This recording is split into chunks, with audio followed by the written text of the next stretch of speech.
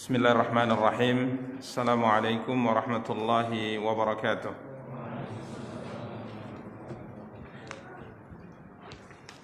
Innal hamdalillah nahmaduhu wa nasta'inuhu wa nastaghfiruh wa na'udzu billahi min shururi anfusina wa min sayyiati a'malina. May yahdihillahu fala mudilla lahu wa may yudlil fala hadiya lahu.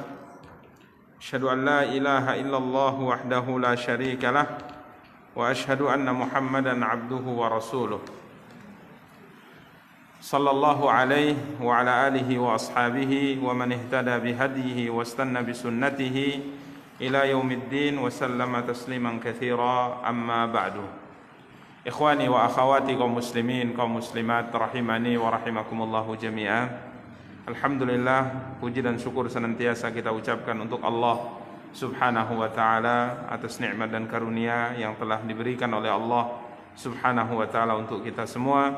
Salawat beserta salam semoga senantiasa dilimpahkan oleh Allah untuk junjungan dan panutan kita Nabi Allah yang mulia Muhammad sallallahu alaihi wasallam. Ikhwan dan akhwat, kaum muslimin, kaum muslimat rahimani wa rahimakumullahu jami'an. Pada kesempatan yang berbahagia kali ini biidznillah subhanahu wa ta'ala, kita akan kembali mencoba untuk melanjutkan kajian dan pembahasan kita, mencoba untuk membaca kitab Riyadhus Shalihin karya Imam Abu Zakaria Yahya bin Sharaf An-Nawawi rahimahullahu ta'ala, yang pada pertemuan terakhir kita masih membahas bab as-sabr, bab kesabaran, bab sabar, di mana hadis yang terakhir kita telah selesaikan. Hadis 30 sudah kita selesaikan, hadis ke-30. Hadis 31 juga seingat kita sudah mulai kita bahas ya. Hadis Anas bin Malik radhiyallahu anhu, dari Anas bin Malik radhiyallahu an, dia bercerita tentang seorang wanita yang tabki inda qabrin, menangis di sisi kubur. Kemudian Nabi SAW melewati wanita ini, dan Nabi SAW melihat ia sedang menangis di sisi kubur. Dalam sebagian riwayat, menangis di sisi kubur anaknya yang telah meninggal. Maka Nabi SAW menasihatinya. Nabi SAW bersabda kepada wanita ini sambil lewat, ittaqillaha wasbiri, bertakwalah engkau kepada Allah dan bersabarlah. Faqalat, maka wanita ini berkata, sedangkan ia tidak tahu bahwa yang menasihatinya, yang menegurnya adalah Rasulullah SAW, maka wanita ini berkata, ilaika anni, pergilah engkau dari sisiku. Dia mengusir Nabi SAW. Fa innaka lam tusab bimusibati, karena sesungguhnya engkau tidak merasakan apa yang aku rasakan dari musibah ini. Engkau tidak menghadapi musibah ini. Walam ta'rifhu, riwayat ini mengatakan wanita ini tidak mengenal atau tidak mengetahui kalau yang menegurnya adalah Rasulullah SAW. Faqila laha, maka setelah Nabi SAW lewat dan meninggalkan wanita ini, maka maka wanita ini diingatkan oleh beberapa orang bahwa yang menegur engkau tadi adalah Rasulullah. Apa yang dilakukan oleh wanita ini? Fa'atat baban Nabi sallallahu alaihi wasallam wa lam tajid indahu bawabin. Maka Nabi kita yang mulia sallallahu alaihi wasallam didatangi oleh wanita ini, dan wanita ini tidak mendapati di rumah Rasulullah sallallahu alaihi wasallam bawabin.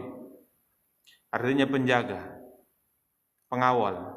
Ya, Nabi SAW tidak ada yang menjaga rumah beliau, Nabi SAW tidak ada yang mengawal beliau, sehingga wanita ini tatkala ingin bertemu dengan Nabi SAW sangatlah mudah, ya, sangatlah mudah. Kemudian tatkala ia bertemu dengan Rasulullah SAW, maka ia mengatakan, lam a'rifka ya Rasulullah SAW, aku tidak mengetahuimu, ya. Beliau memohon maaf kepada Rasulullah SAW dan menyampaikan bahwa ia tidak mengetahui kalau seandainya menegur beliau adalah Nabi kita yang mulia sallallahu alaihi wasallam. Faqal, maka Nabi sallallahu mengatakan, Innamas sabru inda as-sadmati al-ula. Kesabaran itu adalah di saat musibah pertama kali datang. Ya, ini yang diingatkan oleh Nabi kita yang mulia sallallahu alaihi wasallam, dan hadis ini selesai ya, kita telah jelaskan pada pertemuan terakhir. Sudah selesai belum? Belum. Sudah kita baca atau belum selesai? Hah? Nah, pertemuan sebelum kita libur sekian bulan yang lalu. Ini sudah kita bahas ya. Di mana di dalam hadis yang mulia ini Syekh Ibnu Utsaimin rahimahullahu taala memberikan beberapa faedah. Ya, beberapa faedah. Tentunya yang pertama yang beliau jelaskan terkait dengan bab sabar, maka kesabaran yang sangat dipuji oleh Allah Subhanahu wa taala dan seorang akan mendapatkan pahala atasnya adalah kesabaran yang muncul dari hati seseorang di saat musibah tadi pertama kali menerpanya. Ini baru yang disebut dengan apa? Kesabaran. Inda as-sadmati al-ula, kata Rasulullah. Adapun kesabaran, kata penulis, yang datang setelah musibah itu menerpa di awal, kemudian setelah beberapa saat, setelah beberapa waktu, kita bisa menyabarkan diri kita. Ya, kita bisa menyabarkan diri kita, maka ini adalah kesabaran yang berbeda dengan yang awal tadi. Maka Nabi SAW ingatkan, innama as-sabru inda sadmatil ula. Karenanya Allah Subhanahu wa taala sangat memuji orang-orang yang tatkala ditimpa musibah, di awal musibah menimpanya, di awal musibah itu sampai kepadanya, ia bisa bersabar, kemudian ia bisa mengatakan innalillahi wa inna ilaihi raji'un. Ya, ini ikhwan kaum muslimin yang dimuliakan dan dirahmati oleh Allah Subhanahu wa taala. Adapun kalau di awal kita tidak sabar, kemudian 1 hari kemudian, 2 hari kemudian, 3 hari kemudian baru kita bisa sabar, penulis di sini mengatakan ini tidak ada bedanya kadangkala dengan merontanya seekor binatang, kemudian dijinakkan, lama-lama menjadi apa? Menjadi jinak. Ya, maka ini yang diingatkan oleh Nabi, innamas sabru inda sadmatil ula. Maka di awal musibah menimpa kita, tatkala kita bisa sabar, inilah yang terpuji. Ya, sembari mengatakan innalillahi wa inna ilaihi raji'un. Dan penulis mengingatkan apalagi dibarengi dengan Allahumma ajirni fi musibati hadhihi wa akhluf li khairan minha. Ya Allah, berikan kepadaku pahala atas musibah yang menimpaku ini dan berikan untukku ganti yang lebih baik darinya. Ini bagus diucapkan tatkala kita ditimpa musibah, yakni kehilangan sesuatu yang kita miliki, baik orang yang kita cintai atau harta yang kita senangi, maka kita berdoa dengan doa ini, innalillahi wa inna ilaihi raji'un. Sesungguhnya kita milik Allah dan sesungguhnya kita akan dikembalikan kepada Allah Subhanahu wa taala. Sembari kita berdoa, Allahumma ajirni fi musibati wa akhlifni khairan minha. Ya Allah, berikan pahala kepadaku atas musibah yang menimpaku ini dan berikan untukku ganti yang lebih baik darinya. Dijanjikan oleh Nabi kita yang mulia sallallahu alaihi wasallam, siapapun yang mengucapkan doa ini tatkala ia ditimpa musibah, maka pasti Allah Subhanahu wa taala akan menggantikan untuknya yang lebih baik. Ini janji Allah. Ya, ini janji Allah. Karenanya Ummu Salamah radhiyallahu taala anha, istri Nabi kita yang mulia sallallahu alaihi wasallam, tatkala meninggal suaminya, kemudian dia berdoa dengan doa ini, maka dia berpikir siapa pula yang akan menggantikan Abu Talha, seorang sahabat yang memiliki keutamaan yang sangat luar biasa, yang beliau melihat bahwa tidak ada seorang pun yang sepertinya sebanding dengan Abu Talha radhiyallahu taala anhu. Tapi beliau tetap membaca doa ini, Allahumma ajirni fi musibati hadhihi wa akhlif li khairan minha. Kiranya yang menggantikan Abu Talha sebagai suami Ummu Salamah radhiyallahu taala anha adalah Rasulullah sallallahu alaihi wasallam. Jadi ini kesabaran, ya, musibah tatkala menimpa seorang, kemudian orang tadi katakan sabar kapan? Tatkala ia bisa bersabar di awal musibah menimpa dia. Ini hal yang pertama yang dijelaskan oleh penulis. Kemudian faidah berikutnya yang dijelaskan oleh Syekh Ibnu Utsaimin rahimahullah, husnu khuluqin Nabi sallallahu alaihi wasallam wa da'watihi ila al-haq wa ila al-khair ya, kita bisa melihat bagaimana baiknya akhlak Nabi kita yang mulia sallallahu alaihi wasallam.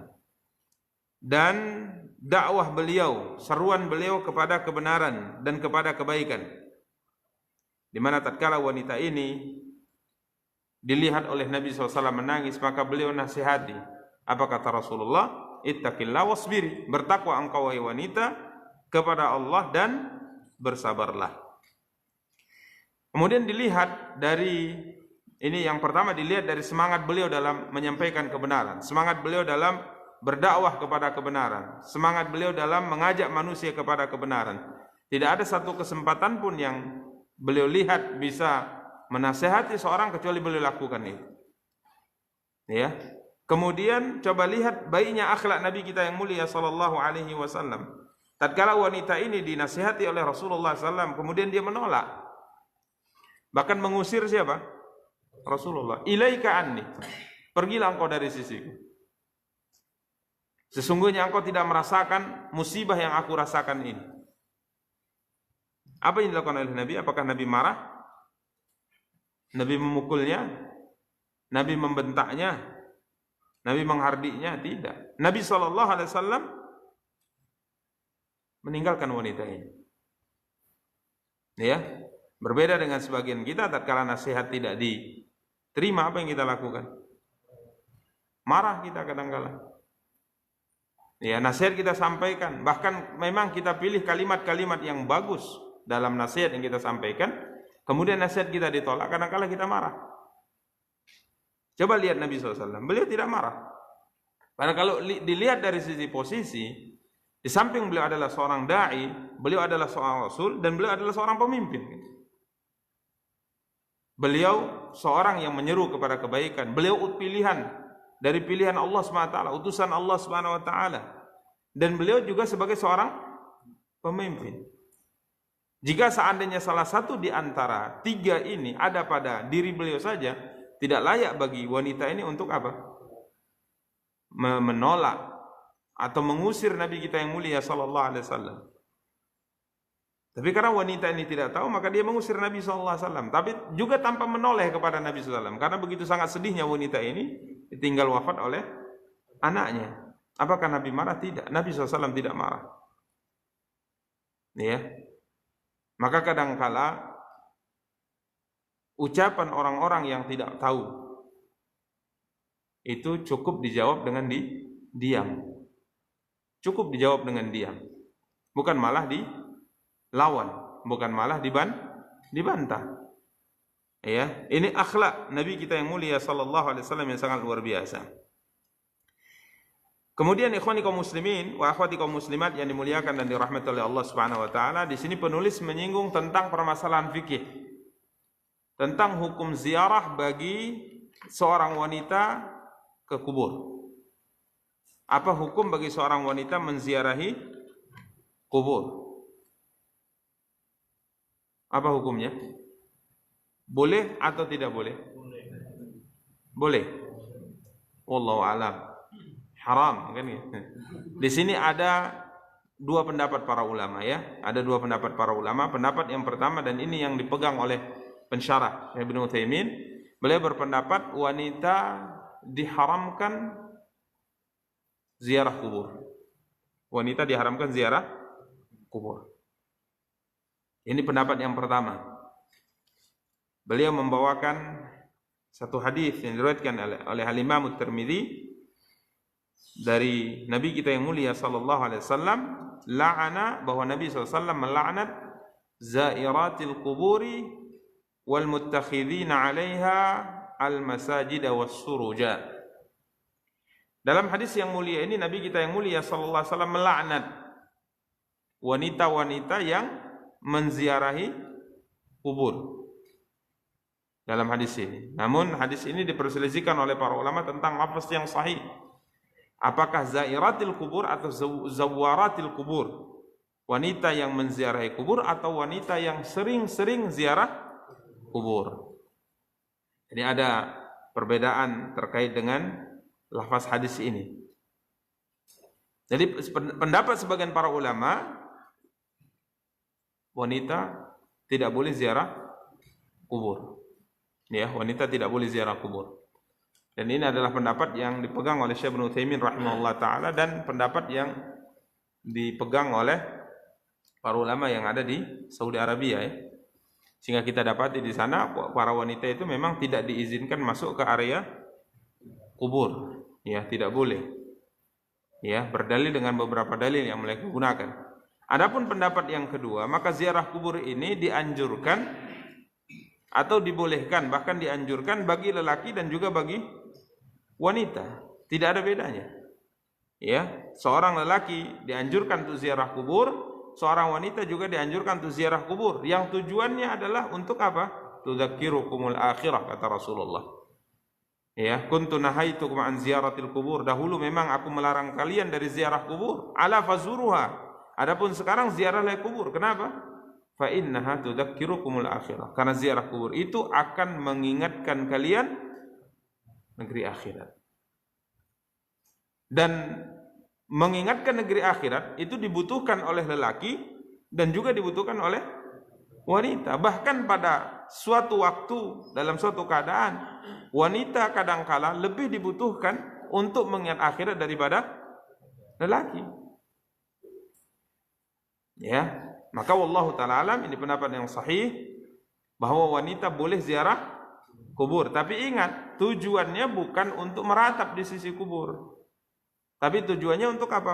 Mengingat negeri akhirat. Kalau tujuannya hanya untuk menangis, ya tidak boleh.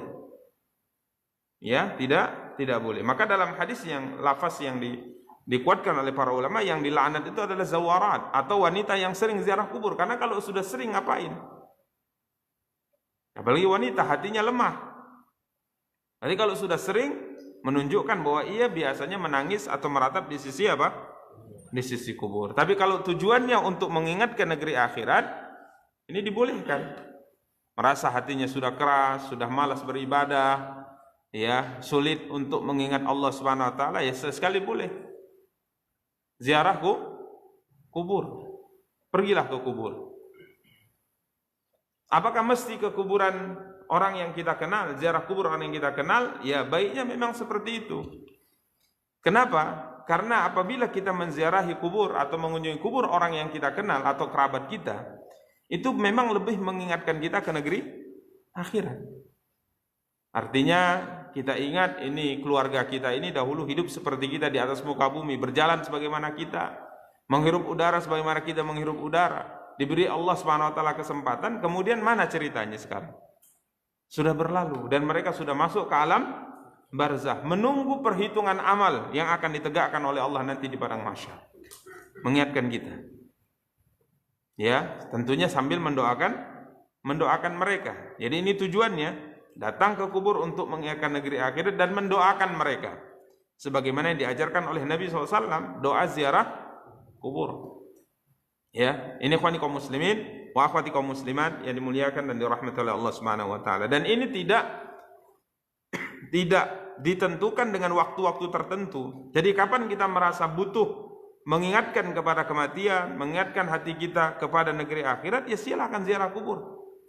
Kapanpun, di hari apapun, di bulan apapun, di waktu apapun, imam siang atau malam, silakan. Nabi SAW ziarah kubur di malam hari kan? Nabi ziarah kubur di malam hari. Diceritakan beliau hendak tidur bersama dengan Aisyah radhiyallahu taala anha, tatkala Nabi kita yang mulia sallallahu alaihi wasallam merasa Aisyah sudah tidur pulas, maka Nabi pelan-pelan beliau turun dari tempat tidur beliau, pakai baju pelan-pelan, pakai sandal juga dengan berlahan, buka pintu berlahan, kemudian menutupnya. Kiranya Aisyah belum tidur. Maka Aisyah curiga, ini mau kemana Nabi malam-malam seperti ini? Jangan-jangan pergi ke salah satu di antara istri beliau yang lain. Maka tatkala Nabi SAW sudah keluar dari pintu dibuka pelan, kemudian keluar dari pintu ditutup pelan dengan berlahan, maka Aisyah juga segera bangkit dari tempat tidurnya dan pakai baju dengan segera, pakai sandal segera, buka pintu segera, mengikuti Nabi di belakang. Kemana Nabi pergi? Kiranya Nabi SAW pergi menuju Baqi'il Gharqad. Nabi SAW pergi ke area kubur. Ya, di sana Nabi SAW berdiri, ya, mendoakan mereka, kemudian Nabi SAW pulang. Jadi malam hari. Maka tidak ada ketetapan ziarah kubur itu di hari apa, ziarah kubur itu di bulan apa, ziarah kubur itu di waktu apa. Tidak ada ketentuan. Kalau kita butuh sesuatu untuk menguatkan hati kita kepada kematian, mengingat kepada negeri akhirat, silakan pergi ke mana? Ke kubur. Jadi kalau merasa hati ini keras, antum pulang dari kajian malam ini, betul juga kata Ustaz, hati saya ini mampir dulu. Ya, mampir dulu. Jangan besar kaget ya. Mampir ke kubur. Merenung di sana. Ya, merenung di sana. Jadi seperti ini tujuan ziarah apa? Ziarah kubur. Ya. Jadi ini dianjurkan bagi laki-laki dan juga dianjurkan bagi wanita, karena kebutuhan untuk melembutkan hati bukan hanya untuk laki-laki saja, tapi ini dibutuhkan juga untuk kaum wanita. Karenanya Aisyah radhiyallahu taala suatu hari pernah berkunjung atau berziarah ke kuburan saudaranya Abdurrahman yang sudah meninggal. Kemudian setelah pulang dari area kubur, bertemu dengan beberapa tabi'in. Kemudian beliau ditanya, "Ya Ummul Mukminin, dari mana engkau?" Maka Aisyah mengatakan, "Saya baru ziarah dari kuburan saudaraku Abdurrahman." Maka tabi'in ini bertanya, "Ya Ummul Mukminin, bukankah ziarah kubur dilarang? Kenapa engkau ziarah kubur? Bukan ziarah kubur itu dilarang terhadap kaum wanita?"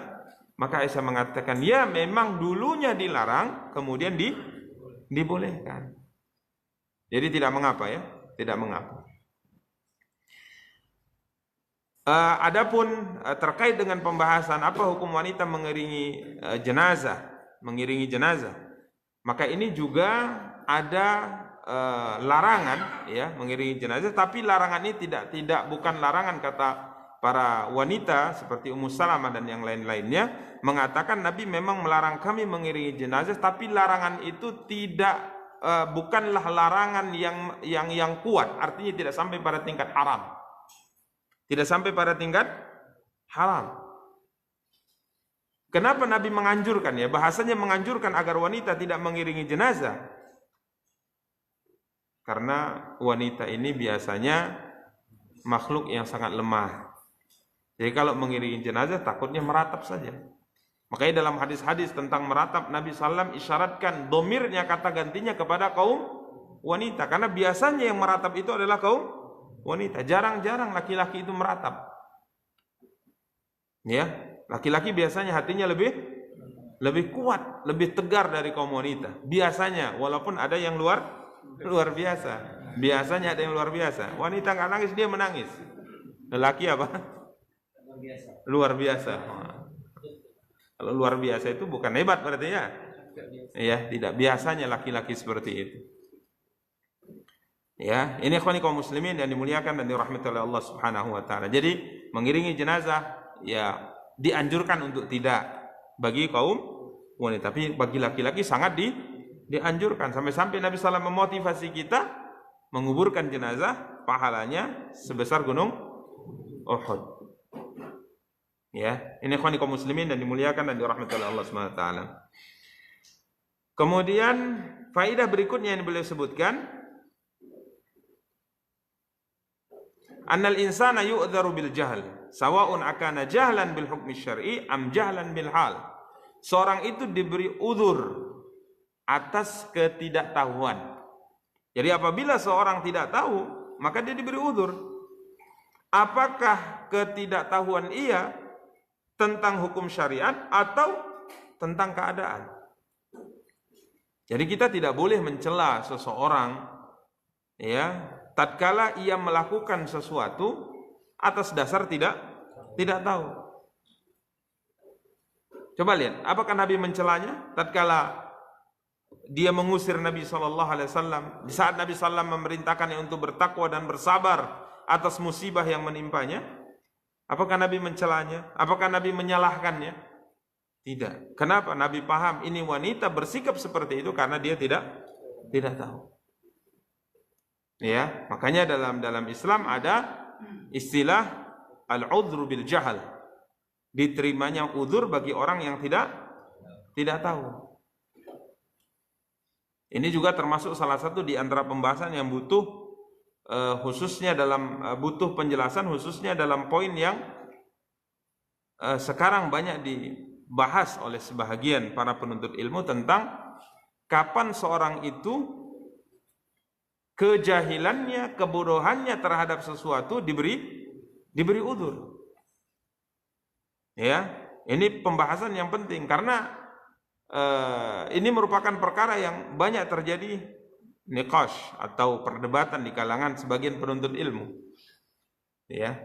Sehingga kadangkala ada orang yang tatkala menerima adanya udzur terhadap orang yang tidak tahu, artinya seorang yang melakukan satu perbuatan salah diberi udzur, sebagian kelompok menganggapnya ini adalah murji'ah. Ini adalah murji'ah. Paham sesat. Kalau ada orang melakukan kesalahan, kemudian kesalahan yang dilakukan kita berikan udzur kepadanya karena ketidaktahuan, maka orang yang memberikan udzur dianggap murji'ah. Sebaliknya, sebahagian yang menganggap tidak ada udzur bagi orang ini dianggap khawarij, sehingga terjadi niqash, perdebatan. Padahal para ulama rahimahumullah ta'ala sepakat tidak ada perbedaan di kalangan mereka bahwa al-udhru bil jahal, adanya udzur yang diberikan bagi seorang yang melakukan kesalahan karena kebodohan, ini sabit dalam Quran dan sabit dalam hadis. Artinya ini merupakan perkara yang disepakati oleh para ulama. Orang yang tidak tahu suatu perkara kemudian ia melakukannya tanpa ada ilmu tentangnya karena ia tidak tahu, maka diberi udzur dalam semua perkara. Dalam semua perkara, karena Allah Subhanahu wa taala sudah berfirman, "Wa ma kunna mu'adzibin hatta nab'atsa rasula." Kami tidak akan menyiksa siapapun sampai kami mengutus kepadanya seorang rasul. Hanya saja untuk individu, untuk seseorang, apakah orang ini termasuk orang yang diberi udzur karena ketidaktahuan atau tidak, disinilah letak perbedaan di kalangan para ulama. Di sini letak perbedaan para ulama. Apakah si fulan ini yang hidup di satu negeri yang banyak dai-dai yang mengajak kepada kebenaran, banyak buku-buku yang sudah diterjemahkan dan sebagainya, hidup di tengah kota dan dia tetap melakukan pelanggaran tertentu dalam bidang agama, apakah diterima udzurnya atau tidak? Di sini terjadi perbedaan di kalangan para ulama. Ya, dan ini merupakan permasalahan yang selalu kita ingatkan, jangan sampai kita terjun ke dalam satu perkara yang kita tidak ahli di situ. Sering saya ingatkan. Ya. Coba lihatlah diri kita. Di mana posisi kita? Lihatlah diri kita di mana posisi kita. Siapa kita? Jangan sampai kita berbicara tentang urusan agama sedangkan kita di situ bukan ahlinya. Ya, sering saya sampaikan kalau seandainya kita ahli dalam bidang tertentu, ya silahkan tekuni itu. Karena kalau seandainya semua ditekuni, ini bermasalah. Ada tidak orang semua ahli di semua bidang? Bidang dunia mantapnya luar biasa. Untuk urusan agama juga dia kuasai semua. Mungkin nggak seperti ini? Mungkin? Nggak mungkin.